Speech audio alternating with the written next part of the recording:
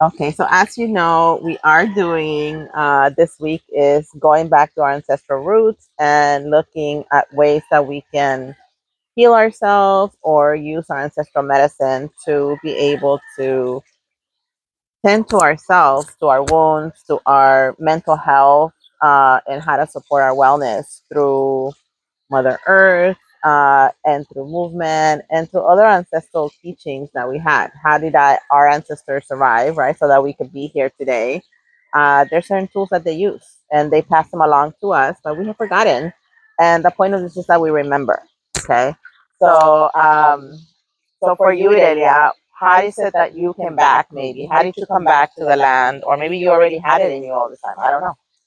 Yeah, so the land never left me. The My parents always had a garden in the backyard where they grew food, and it was very normal to say, "Esta plantita es para cuando te duele el estómago. This little plant is when your tummy hurts," and it's never. They've never left me. I never had my.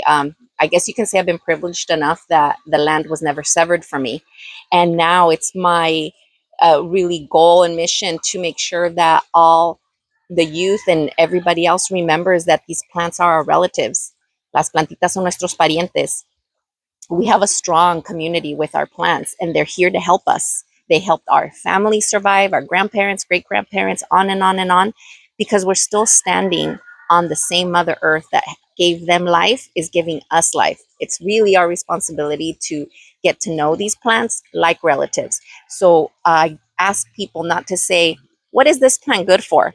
If that's a relative, it would feel very hurtful if someone said, "Hey, Irelia, what is she good for?"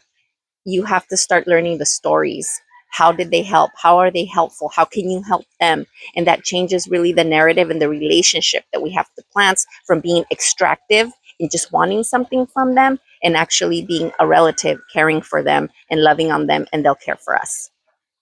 I love that so much because I think that that's part of the things that we have forgotten because a lot of us, for you, the land was right there with you all the time.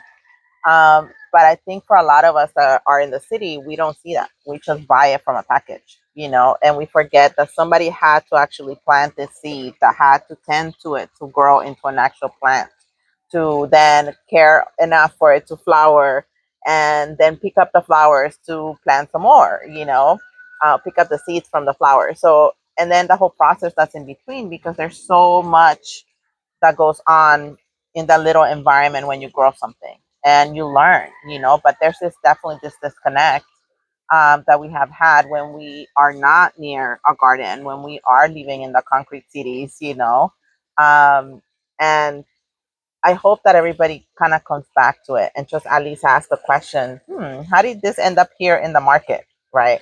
Because I think when we start asking those questions, we start being curious and we start connecting again with the earth because we have to go back and think, well, yeah, it came from far away or it came just from next door. Where is this farm? Where is this place? And we start connecting with the land and also with the people that tend to it, and start caring for them because as we're seeing today with all the ice rays, we forget that they are the tenders of the land, that we need to also care for the people that are feeding us. But there's this disconnect because we don't see it. It takes so much for the food and for the earth and for things to come to the market where we buy it. Like somebody had to tend to it, but somebody had to clean it, somebody had to package it, somebody had to transport it there, but we forget. So I hope people ask those questions, okay, and start reconnecting with again our ancestral roots because that's how it was before we had cars, before there was markets. It was just us, our backyard or our neighbor's backyard, and we shared our food and we shared what we had. So yeah, let's go back to that. That's my point in that. But I think it's so much, I think it's so much that we have forgotten. So this is a remembrance. We coming back to the land because the land needs us and we need it. We need the land too. So we are one with the earth even if we don't see it. Yeah.